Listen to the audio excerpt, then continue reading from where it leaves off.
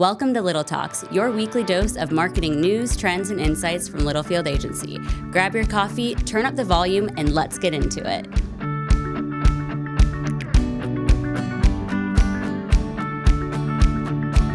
Okay, so at the Roop House, we have Hungry Root. Are you familiar with Hungry Root? Yes. Totally. Yeah, we started Hungry Root. We've done that before. A couple months ago. We did it HelloFresh before for a few years. Now we're in Hungry Root. It's pretty good. I like it because it's quick and easy, and the ingredients are great. But it'd be cool if it's called Hungry Roop. Dude, it would, wouldn't it? I think I've said that before. And Carrie's like, "Shh, don't." Okay, so a couple of weeks ago, they'll send you the ingredients, and they're usually just stuff you get at the grocery store. Like if there's two of us eating hamburgers, they send a whole package of buns. So you get like 8 buns. Yeah. So what am I doing with those? Nothing. But they send whole packages. So they sent. We had a salad coming up. Your chicken thing made me think of it because it was a chicken salad with some other crap in it. Yeah, for the record, Roop wanted to do this live, so right. So here you go. So the salad came in a little sack. Okay. A little pre-made sack. Okay. You see where this is going? And I'm in the middle of making it. I've got everything. Chicken's being on the grill. I've got the salad kind of in the bowl ready to mix. And I realize, oh no, diarrhea salad. And I look at Carrie and I said, I don't know if we're supposed to eat lettuce right now. And she said, you already put it in the bowl. What do we do? And I said, I don't know. Get the bag. Let's see where it's from. And it's from California. Uh-oh. But that's pretty close. It could be Mexico. Heck yeah. And she goes, well, it isn't Taco Bell. I go, I know, but like everyone gets their salad just like Hungry Root sent this in this weird bag like this. They don't just give you a head of lettuce. So what'd you do? I ate it. And? It takes 2 weeks after you eat it for there to be a problem, which will be tonight. So I'll report back. Well, on that note, that's we will see if Roop is with us in a week for our podcast. Are you scared of lettuce right now? No, because Tara literally grows her own lettuce within our home. We have a hydroponic system. It's the best present I ever bought her. I need to get lettuce, which is really cool because I was like, babe, hey, by the way, plug, let us grow. And I was like, wow, that's the best investment I've ever made, especially since this is a thing right now. I'm coming to Littlefield's house. So coming to Littlefield's house, and with that, we welcome you back to another edition of Little Talks with Littlefield Agency. I am Sam Littlefield. With me is Hungry Roop. Good to see you. I really hope you don't get sick tonight. Yeah, we'll find out. Speaking of sick, Claude is not here today. We have Brandon. OG. I think that's an excited thing. Claude, we're not excited that you're sick, but Brandon's excited to be back in the podcast. Brandon, when was the last time you were sitting here in the podcast with just the three of us? Not answering. He's still holding true. Brandon, are you on camera? No. Head shaking, said no. You know what he told me when I asked him? I said, so Claude's sick today. Can you run the podcast? And he said, yeah, soundboard's back. I do love a good soundboard. We it's good to have it back in action consistently. Do you have something to say to that? I haven't heard that in forever. So, Claudia, we hope that you feel better. It sucks to be sick, especially in August, and we hope to have you back here soon. I hope it wasn't lettuce. Speaking, oh God, I hope it's not lettuce either. Oh my gosh, what if it's 2 weeks later? It could be. Oh, dear Lord. It's August. It's back to school. You know, part of me, it's like, someone asked me the other day in the kitchen, it's like, it's Taylor Armstrong. She was like, does life just go by faster and faster as you get older? I was like, bro, wait until you have kids. Yeah. Just exponentially increases things. My kids go back to school in 1 week and 1 day. And I'm like, wow, where did that precious, wonderful summer moments go? But 'tis the season. Here we are. Back to school is about to be in session. We got a big week this week, baby. We're not going to go into details. We're going to leave our listeners on the cliffhanger. We got a big week. Got a lot of secrets right now. A lot of secrets. All good things. As you can tell by my energy, my enthusiasm, everything about my vibe right now. I'm just very excited. He wants to talk about it so bad. I want to talk about it so badly, but I can't. And like we even tried to think of a way to tease it, but we can't. But it's all good things. And then all good things lead to even better things. Next week, which I can share, we have Clopay, our client, a few years now. They are flying their teams from Ohio and Pennsylvania for our annual planning session. Brandon, give them a sound. That's what I like to hear. He double taps it. Yes, Clopay's in the house. They're coming in. Yes. That's the one that goes on a while.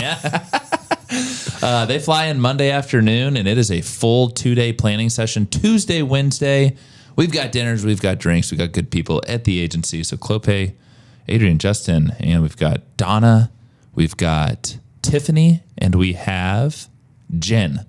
all coming in. We can't wait to have them. I did that by memory, by the way. I saw you doing it. Like an elephant. Accessing baby. your memory banks. So yeah, so it is. It's good. We're going to blink, and then boom, we're going to be in the middle of August, and boom, we're going to go to Labor Day, and then boom, we're in the holidays, and that is just the way that the cookie crumbles. What's the movie? And that's the way the cookie crumbles. Come on, Brandon didn't know either. I'm gonna say Anchorman. No, fair guess. Bruce Almighty. Oh, Jim Carrey. I don't like that movie. What? I don't think it's good. Well, we got differing opinions there. I think it's a fabulous movie. Okay, we got a great. This is going to be probably a shorter topic today as we kind of ease out of the summer months and get into. We got some great topics coming up. This is a great topic too. But Brando, topic number 1 and the only topic. By the way, what a provocative headline. I try to be. You do try to be Mr. Salad Man. The internal marketing team is not lazy. You are buried. Yeah. And we don't mean any disrespect by lazy. That's the hook, right? Like, oh God, Sam and Roop, what jerks. No, not at all. They may be getting, I've been in in-house marketing teams before, and the rest of the organization thinks that we don't do anything. They think that we're golfing all day. They think that we're playing video games. You were not golfing. You're betting on horses. Betting on horses, casino, at the casino, drawing pretty pictures. They think you're doing anything but helping them sell the stuff you need to sell. That's what internally usually marketing teams kind of have that is people that what reputation. So very nice. Yeah. So is people listening as we prep for our podcast? A lot of times, Roop, we're in a meeting right before here prepping for a presentation, and I said, Roop, what's the topic today? And he told me. I was like, oh, that's interesting. And then I sat down and I did this. And what I love about this too is I have a lot of conversations with prospective clients. We want to shout out a big thing, we have a capacity problem. Right. And when Trent and I were back at Master B2B in Chicago, and I'm talking to all sorts of e-com and digital marketing leaders from across the nation, every one of them, which is a good reminder for us as an agency, they're so inundated with just could be BS, could not be BS. But C-suite comes knocking down marketing doors. Hey, we need X, Y, and Z. We got to get ready for this trade show. We got to do all this stuff. And it's like, wow, I've already got a lot on my plate. And then at the same time, too, what we heard over the last couple of months is a lot of in-house marketing teams, for the most part, are not hiring. Right. If anything, they are reducing staff. And then the reduction in staff is more work on your plate, Mr. or Mrs. In-house marketer. And I'm hearing that more and more than I ever have in the last probably 4 to 6 months. Would you agree? Yeah. So it becomes a capacity problem, and these quick requests, right? Okay. Well, I can relate to this one. Jesus is our loving Lord and Savior. I knew you were going to say that. I was going to tee it up for you, and you just had to jump the gun. Yeah, very relatable. There is a joke here. You were actually just messaging Philip about this. Yeah. And it was a client, and he was like, "Oh, it's a Sam thing." Yeah. And that's what they call it. That's what we call quick requests here. Quick requests. Like, oh, it's a Sam thing. It's Brandon, do you ever get Sam things? Fun, yeah, he said fun yes. fact, side note, but related. I got kicked out of our project management system, which is messed up. Like 3-4 years ago, no one even told me. Like, oh yeah, if it's a Sam thing, just Sam, just go directly to Courtney or Roop or Rocco or whoever, and we'll just knock it out. I'm like, well, I'd be happy to open up a job and do the whole Reich thing. Like, well, yeah, you don't do it very well. Yeah, you weren't kicked out for any other reason than you didn't do it well before, is what I heard. But, right, so these quick requests, hey, can you do this? Hey, I've got this meeting tomorrow. I've got this. I've got a client in-house, a prospect. Can you print this for me? I do not ask not for printing. Not you. We're back to them. Gravy. Yeah. Actually, when it comes to cardstock, it confuses me. So I do, I do have a printing request from time to time. But then it creates this reactive state of mind, right? Yeah. You're hired, and we think about the titles that we're interacting with. There's senior marketing directors, there's CMOs, there's marketing directors, there's marketing managers, and there's marketing coordinators, excuse me. And you think about those little bitty requests add up over the weeks. And by the way, you've already been given your top 5 to 10 strategic priorities for the year. And you got to tackle that, and you got to drive growth and sales and prove marketing's worth. But then, hey, we need X, Y, and Z done. And oh, by the way, we need it done tomorrow or by the end of the week. Yeah. And those are things. And that's not easy. No, it's not. It's death by 1,000 paper cuts. That is a good way to put it. I try not to do that too. No. But as we think about leadership, right? And then leadership holds your team accountable. And I'm thinking C-suite. We have to prove our work. Marketing, Leslie says this really well as she's prospecting people on the growth side of our business. And marketing is often is viewed as a cost center, and I hate that. Actually breaks my heart. It pains me, because you as in-house marketers, it's the last thing you are. You're not a cost center. You're a valuable asset to a company. That how do we get from 100 million to 500 million in the next 10 years, right? How do we get from 500 million to 2 billion in the next 10 years? That's what gets us up out of bed. That's what ultimately gets you up out of bed, Mr. or Mrs. in-house marketer. So Roop, let's kind of talk through, how is that, how do we shift perceptions here? Well, I think if you're an internal team and you have, the reputation, one of the bolts on the script this week was that leadership often sees the final deliverable, but not the research, coordination, approvals, and all the work that goes into it. So I feel like this a lot, actually, is like, oh, well, when you do something well and you do it over and over and over, at some point, people just kind of take it for granted that that's the outcome. You're always going to do this. You're always going to do this. Well, they don't get to continue doing it well, all the prep that goes into it and the new learning and the research and the strategy and all that stuff. Well, and I look at it too. So maybe if you're a marketing coordinator, you don't have the ability to do this yet, but one day you will. But for our marketing managers, directors, seniors, CMOs that are listening to this, we talked about traction a couple of weeks ago, right? The accountability system, wonderful. As we look at our 1-year plan, and you as an in-house organization have a 1-year strategic marketing plan, and you've got goals, and we got to push this product this year, and we got a new product launch coming up in Q4, and how do we drive awareness and demand for that? Is if you are getting inundated with these in-house quick wins, and by the way, sales team is very much guilty of, hey, marketing, I need this, I got a big presentation, I need a presentation tomorrow. Is point to the 1-year plan, your strategic growth driver and your roadmap, and say, hey, Mr. or Mrs. President of the organization, happy to do that. Our team is working on these 3 to 5 initiatives to help drive top line and bottom line growth for the company. I'm not seeing that this aligns very well with our top 3, which, by the way, we have one client, it's a top 10. That's fine. We really like the more concise, the better, because you're focused. So we have 3 goals for the year as the agency. So if you can identify those 3 goals, this request that you have that you need in 2 weeks absolutely aligns with this product launch, 100%. Hey, we're actually already working on it, right? Yeah. So again, there's that not reactive but proactive. Yeah, because we're aligned with our strategic endeavors, our team absolutely is working on this product launch, and this is perfect timing. And here's a sneak peek of all the stuff that we've been doing to your research point. And part of traction is check-ins. Where are you at on your rock? Where are you at on your goals? And so that's how you keep visibility, I think, up the ladder. Yeah, and we have a newer client, won't name names, and they've got shifts going on. They've got new people. They've got people that have been around for a while. They're engaging us on a smaller project to start.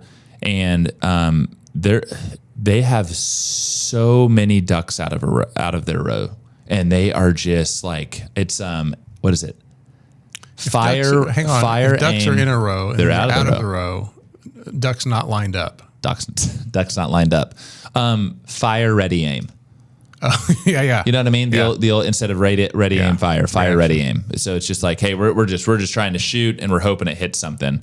And sometimes organizations have to operate like that temporarily, but at the same time, it's like, okay, hey, we gotta focus in here. We gotta understand. And this person told me they have so many internal initiatives and so many priorities that they're trying to knock out as a team right now, on the digital side, on the creative side, on the content side, et cetera. And she literally told me, she's like, Sam, I need to know, like, what is the best way for me to tap into your agency? That, to our next point, is why you have agency partners. And by the way, real quick, this podcast was not intended to be a, hey, use us kind of thing. It was more of a, we sympathize. We sympathize. We understand your world. No, 100%. But we all also, there are external options that are out there. We are great marketers and salespeople, and it's just in Roop's nature to try to sell things. It literally says, Sam, make sure and hit on this agency with big red font. Right there. Just kidding. No, this is not our pitch. We do empathize because we have such great in-house teams that we work with every day. Yes. I think about Clopay, I think about H.E. Williams, I think about Grasshopper, I think about Ditch Witch, I think about all these wonderful clients that we've had, for a long time. And we have such great relationships that sometimes clients are like, man, I don't even know where to start. Great, come to the agency. Let's talk. Let's map this out together. What can you handle as an in-house team? What can we handle as a good agency partner? And there's a lot of synergies. And I think of like a beautiful orchestra, right? All the moving pieces are working, and the music is grand. But we understand you have a capacity issue. The crazy thing is, and by the way, I talk to a lot of people that strictly have in-house teams, massive in-house teams, no agency partners, and that's totally fine too. Mm-hmm. You might have some people that are a little more strategic in nature, and you got a bunch of doers, and that's great. That can be the world that we live in. But the way that we look at this, you're going to continue to be squeezed for deliverables. You're going to be piled on more work. And again, the big takeaway from Chicago a couple of months ago with Trent is the C-suite they care, but they don't, because you're just like, oh, well, shoot, I can cut 30% of my in-house team, save millions on salary and benefits, all that fun stuff. And because of the power of AI, AI to me is like web development back in the day. Like, wait, you want a new website? Click. No, there's actually a lot of dev hours that go into that. Coming from design background, I always liken it to Photoshop. Well, just Photoshop it. I'm like, dude, Photoshop it. Dude, just quick back end update. Just Photoshop it has caused me hours of anguish in my life. I saw it this morning. I did good today. You did good today. But I mean, that is the reality of the world that we're living in. Oh, have Claude build it. Not our Claude, AI Claude. Yeah. Go to this platform, do that. That is the reality. And that is why we're here as an agency partner. And also too, if you don't need an agency partner, use this as a sounding board. Mm-hmm. Happy to chat through what we see, the ins and outs of our clients. Because at the end of the day, you guys are great marketers, and great marketers can ultimately get bogged down with a lot of minutia. We see it, not just with our clients, we see it. And here, we're guilty of it sometimes. Because these SAM requests, God, that guy's crazy. I keep a specific amount of my time budget open every week for SAM stuff, just so you know. I budget for SAM stuff. I think you budgeted well this week. Sorry about that. It's my fault. So, before questioning marketing's productivity, what can be accomplished if the team had fewer interruptions and more support? There may not be fewer interruptions, but how can you be supported, and how can you better drive business? Because ultimately, and again, as we think about traction a couple of weeks ago, how do we get up here and how do we look out at the vision? Because sure, we can be doing a lot of things all day long. That's great, but is it laddering up to the ultimate big picture of we got to get to this revenue, we got to push this product, all of the goals and KPIs that you established as an internal team? And that is our thought on that. You have any closing thoughts? I don't. You put a bow on it real nice. I appreciate that, because usually I don't get that validation, so that's really nice to hear. Thoughts and prayers for you, my friend, with this whole salad thing. So we basically, it's wrapping things from the beginning of this episode. You've got you're like a ticking time bomb. You got 12 hours here of, are we good? I feel okay right now. Okay, good, yeah. good. But TBD. Who knows what the tomorrow we're gonna report in next week. I don't even know what our topic is next week. I don't either. But it's going to be great. Do we have a guest next week? No, I don't think we have a guest next week. I think it's in a couple of weeks. We do have another guest. We are starting to get more guest requests. And by the way, there's a great reminder. If you want to be on our podcast and you are a savvy, just brilliant marketer, bring it on. 100%. Reach out, DM Roop or myself via LinkedIn. If you have our email, shoot us a note. Contact Sam. We literally had a media partner that just reached out a couple of weeks ago and was like, hey, Love, I've got a couple of all-stars on my team that I think would be greatly represented on your podcast.